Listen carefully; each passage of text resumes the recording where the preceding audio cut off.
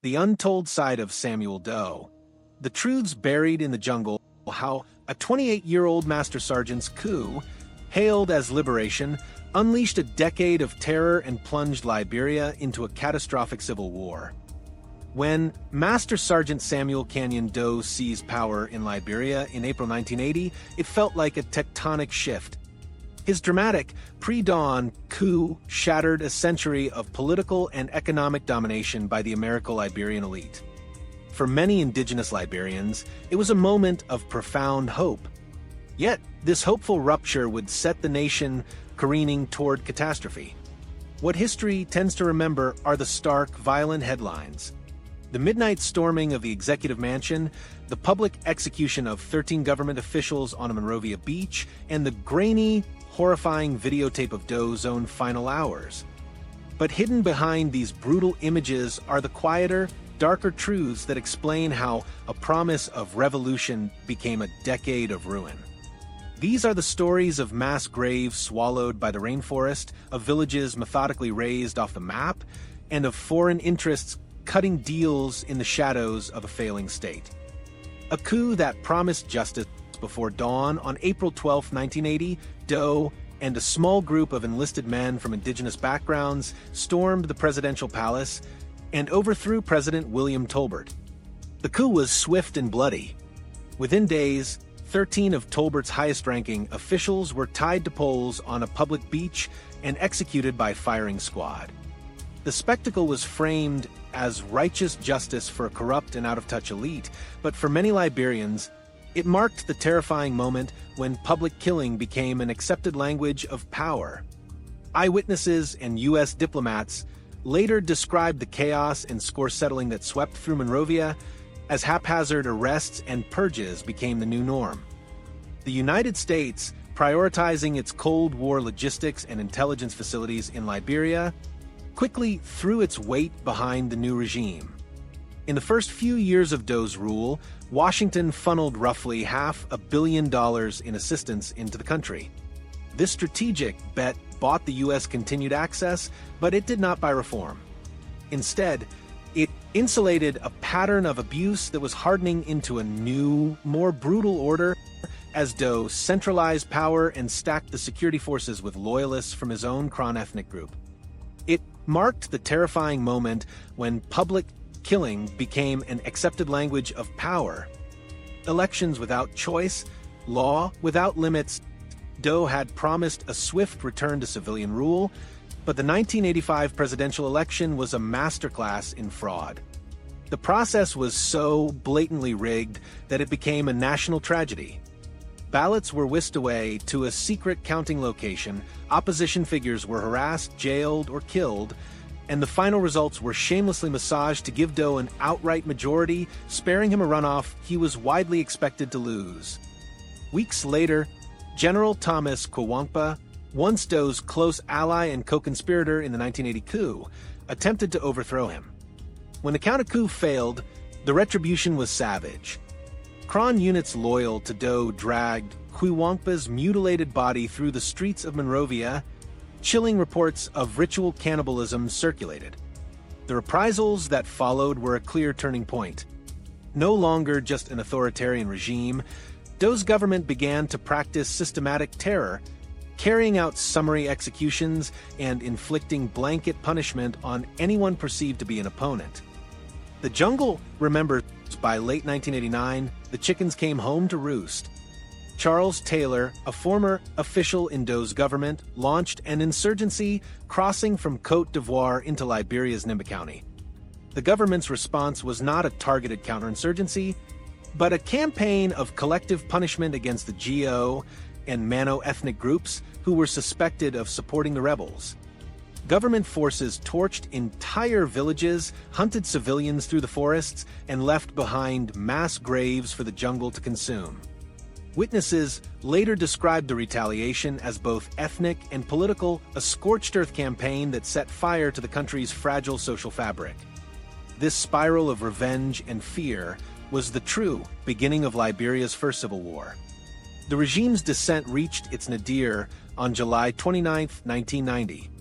As Monrovia dissolved into vicious street-to-street fighting, soldiers from Doe's Armed Forces of Liberia, AFL, stormed St. Peter's Lutheran Church, a designated Red Cross shelter. They proceeded to massacre the roughly 600 men, women, and children who had sought refuge inside. The atrocity stands as the single deadliest event of the war's opening phase, a ghastly emblem of a state that had turned on its own people. The foreign entanglements, while Doe courted American backing, global corporations continued to eye Liberia's rich resources. Firestone, which operated the world's largest rubber plantation in Harbel, had long been a power player in the country. After the 1980 coup, the company benefited from tax relief as Doe sought to steady a faltering economy and appease the century-old corporate presence. This relationship highlighted a grim reality: foreign capital often adapts to whoever holds the guns. After Doe's fall, Firestone would negotiate with the rebel leader Charles Taylor to keep its operations running, a decision the company defended as necessary for survival in a lawless war. The Cold War cast long shadows as well. While public U.S. policy propped up Doe, scholars and journalists have since explored murkier intelligence ties to various Liberian actors. Lingering questions surround Charles Taylor's mysterious 1985 escape from a Massachusetts jail while Doe was seeking his extradition. The record is fragmentary, but the ambiguity itself reveals how external power politics consistently blurred the lines of accountability at critical moments in Liberia's history. The reckoning that never fully came after the guns finally went quiet, Liberia's Truth and Reconciliation Commission, TRC, began the painstaking work of listening. It took testimony from thousands of victims and perpetrators, documenting the patterns of state violence under Doe. Ethnic favoritism that became structural persecution, security forces operating with total impunity, and atrocities like the Lutheran Church massacre. The TRC did more than just tally crimes. It mapped how the regime's choices, the purges, the politicized military, the uninvestigated killings, laid the groundwork for total war. Today, many of the TRC's recommendations remain unfulfilled, and countless graves remain unmarked. In Nimba, Bong, and the outskirts of Monrovia, the rainforest has reclaimed the sites of executions and communal killings. Families still search for remains, and elders remember the names of villages that no longer appear on any map. Samuel Doe was neither a simple folk hero nor a cartoon tyrant. He embodied a tragic paradox, an indigenous soldier who shattered an exclusionary oligarchy only to rebuild that exclusion in his own image. He was a ruler courted by a superpower who used that favor to entrench his power while his state hollowed out from within. His story is a cautionary tale of what happens when a revolution confuses retribution with reform, and when outsiders choose to fund a fragile stability rather than demand true justice. Liberia's democracy today stands on ground cracked by that decade, and to move forward, it must first be willing to look back and unearth the truths the jungle has been keeping. Top questions: what languages are spoken in Liberia? What is unique about Liberia's history? What are the main geographical features of Liberia?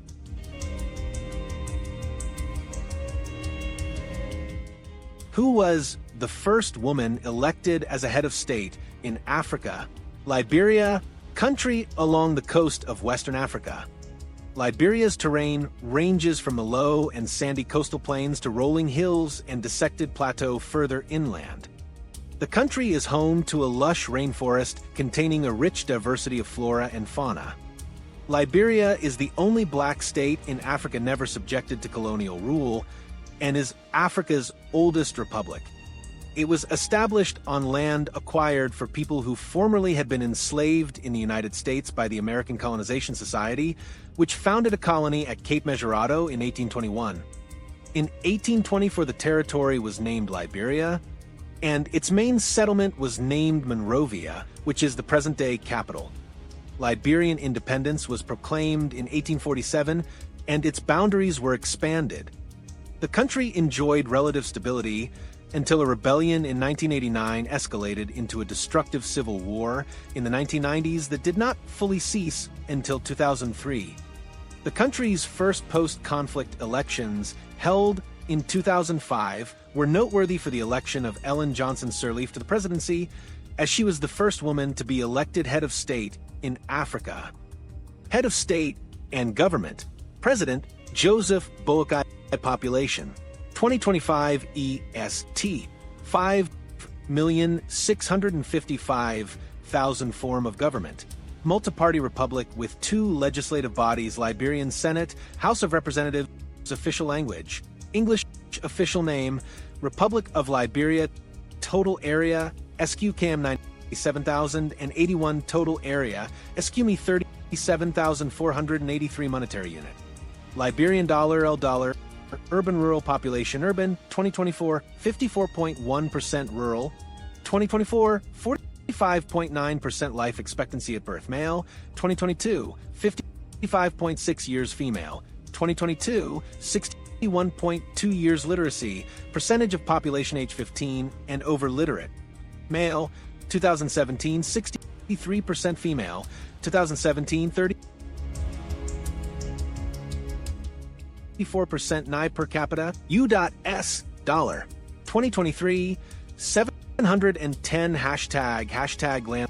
Liberia is bounded by Sierra Leone to the northwest, Guinea to the north, Côte d'Ivoire to the east, and the Atlantic Ocean to the south and west. Hashtag relief Mount Nimba, the highest peak of the Nimba Range, which extends along the Guinea-Côte d'Ivoire, Liberia border in Western Africa. The 4 physiographic regions of Liberia parallel the coast. The coastal plains are about 350 miles, 560 kilometers, long and extend as far as 25 miles, 40 kilometers, inland.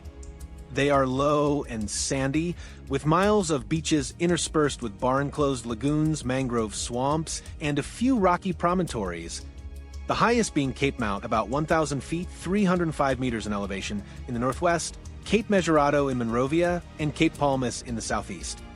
Parallel to the coastal plains is a region of rolling hills some 20 miles, 32 kilometers, wide with an average maximum elevation of about 300 feet, 90 meters. A few hills rise as high as 500 feet, 150 meters. It is a region suitable for agriculture and forestry. Behind the rolling hills, most of the country's interior is a dissected plateau with scattered low mountains ranging from 600 to 1,000 feet, 180 to 305 meters, in elevation. Some mountains rise to 2,000 feet, 600 meters. A striking feature of the mountainous northern highlands along the Guinea frontier is Mount Nimba. Hashtag drainage. The Mano and Moro rivers in the northwest and the Kavala in the east and southeast are major rivers and form sections of Liberia's boundaries. Other major rivers are the Lofa in the north, and moving southward, the St. Paul, St. John, and Sestos, all of which parallel each other and flow perpendicular to the coast. The Farmington River is a source of hydroelectric power. Waterfalls, rapids, rocks, and sandbanks occur frequently in upstream sections of most rivers, inhibiting river traffic and limiting navigation inland to short distances.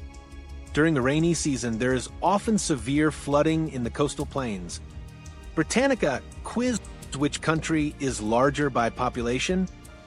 Liberia forms part of the West African Shield, a rock formation 2.7 to 3.4 billion years old, composed of granite, schist, and gneiss.